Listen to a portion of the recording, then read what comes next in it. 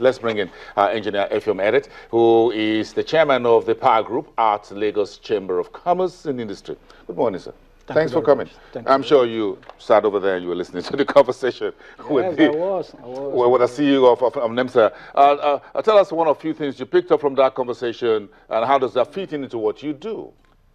As you're very much aware, the LCCI oversees the business community within the Lagos area.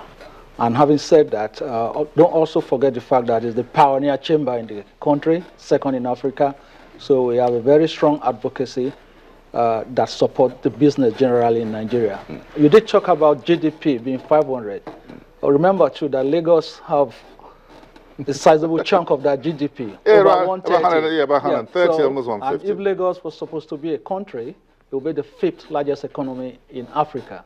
Exactly. So there is a serious need to take what happened in Lagos a top priority.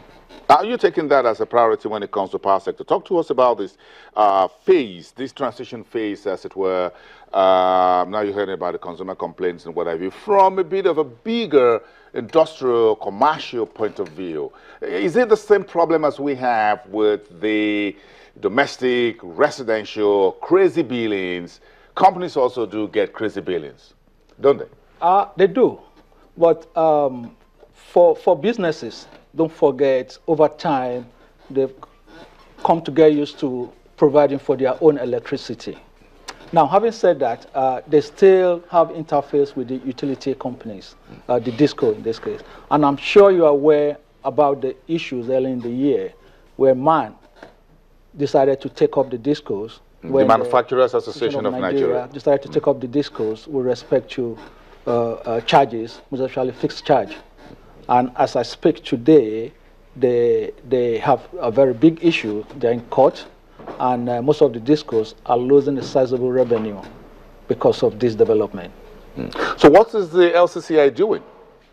Okay, we're relatively new, and we had to set up the power group because of the need to intervene. In intervening, we have a couple of programs, including advocacy, engagement, and awareness. Last month, we had a seminar on embedded power, where we showcase best practices using the Lagos State Electricity Board and 1 or 2 renowned captive power generators. We will be following that with a roundtable session. That, as you can guess, is going to focus on metering. We need to do this. And why do we have to do this? It's beneficial to all parties. The DISCOs talk about doing audit. To me, you audit what you have. But the way I hear about the audit they want to do, trying to determine who are the actual consumers, to me, that's visibility studies. We need to distinguish the two. And in auditing, they already have the database. Like I said, you audit what you have. If they don't start doing something with what they have, they're going to lose it. I'll give you an example. For Lagos, if we take CBO capital estimates, there's over 26,000 self-generated power, 26,000 megawatts. And that's a lost revenue to the DISCOs. They need to look at how to make this inclusive. The DISCOs need to do 3 things. They need to seek partnership, they need to seek finance, and they need to outsource. I'll take it one by one. For lack of time, I'll try to be brief. In partnership, this talk about metering, it's not a rocket science. We have about 5 or 6 established meter manufacturing companies. All you need to do is to put an IT platform on those metering and make it smart. They can partner with IT companies. The IT companies have come a long way in Nigeria. And they can also power with this meter manufacturing. They don't have to go distributing meters to consumers. Come into a form of arrangement with this meter manufacturing company. Empower them if need be, just like the telecoms are doing. and you will be able to have enough meter to go around. Because the telcos don't sell recharge cards. You're and they hardly sell. Until recently, I never knew that all the telecom outlets were not actually owned by the telecom companies. No, they're not. They just brand them. They just like them. Some soft drink companies like 7-Up, Coca-Cola, exactly. What Have You. And that way, you could expand the reach and also increase your revenue. So in that area, you think the discos are biting more than they can chew? Exactly. Okay, so let's take us to the second point. The second point, I did talk about finance. I'm sure you're also aware of CAPME. That's free funding. Again, they could also come up with an arrangement. Consumers are willing to pay. That way, it will even help them to be able to monitor their performance if they have a wide metering arrangement. In which you do crowdfunding at the bottom of the pyramid. Exactly. Now, the other aspect of partnership they also need to do. I recall a presentation made by the then Presidential Task Force Chairman. He made it very clear that there will be second phase of privatization. Ditto the FBN Capital presentation on power industry.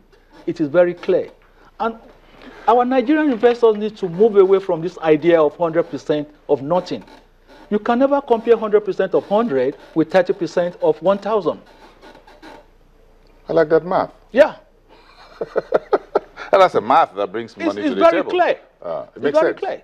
Yeah. Makes sense. Then the third one is outsourcing.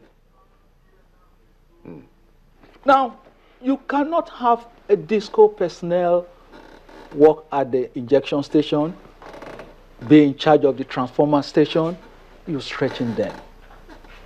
So in terms of human capacity, exactly. They need to outsource a little bit. You must have wholesale.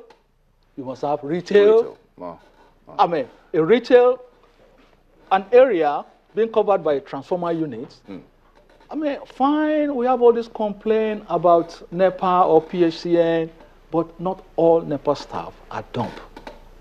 Some have even business antecedents you could harness. We need to outsource. So to put it in a bit of a summary, sir, we have about 2 minutes to wrap up the program. You're saying we need to go back to the drawing board. Exactly, somehow. exactly. But who will take all of us back to the drawing board? Who should do that? There are two things that will take us there. Experience, and it's already beginning to happen. One of the best things that have happened to the industry is the term takeoff, and you can see the outcome. You just finished discussing the CPC.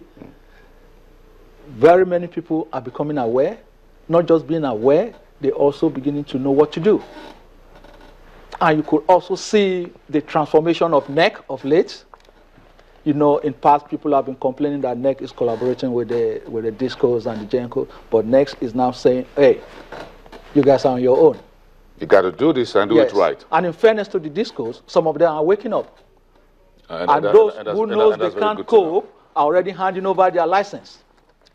A very interesting development we have here, and we really appreciate your time coming through today. A very quick question, 30 seconds. Are you in support of this summoning all the DISCOs next week Monday by the Consumer Protection Council to say, look, come forward, come and explain this crazy billing, quote and unquote? Yes or no? I will have to qualify it because I don't know the detail of the summon.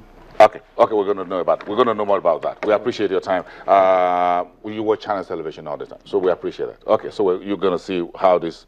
I will see how these pieces are between now and next week Monday. Thank you very much for coming. Engineer Effiong Edet, who is the chairman, Power Group at the Lagos Chamber of Commerce and Industry. That's how we power down today's edition of Business Morning. Thanks everyone for watching. Join the conversation on social media as usual. I'll be back in the next 24 hours. Later in the afternoon, we'll talk a little bit more about today's inauguration of Dr. Akinwumi Adesina, who is now the effective president of Nigeria's African Development Bank, taking over from Dr. Donald Kaberuka. That event is later today in Côte d'Ivoire.